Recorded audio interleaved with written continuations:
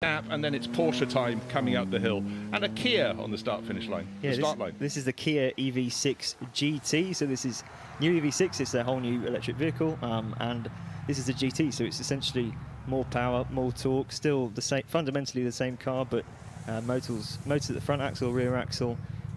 Yeah, very quick off the line. We haven't driven it yet, but we will be shortly, and it's. I really like the look of this.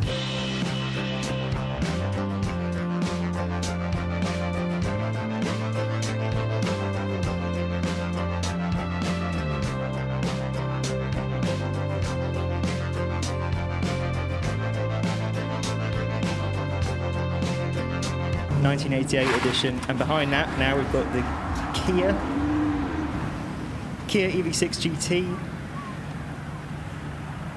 Well, this is a great looking car. Kia coming on in leaps and bounds, and you threw the figures at me yesterday for this one. What sort of power has this got? I was really impressed. So bear in mind it's a Kia, 2 motors, 585 horsepower, 0 to 62 in 3.5 seconds.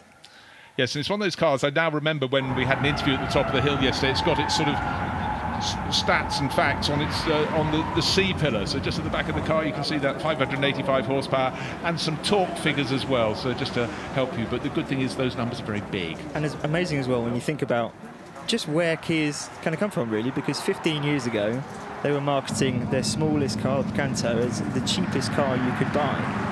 Or one of the cheapest cars, certainly. You could go into a dealership and buy it, put a deposit down with a £1 coin, and yet they've come on leaps and bounds. Their design is really strong. This looks fantastic, and the technology underneath as well is wild, like more than 500 horsepower.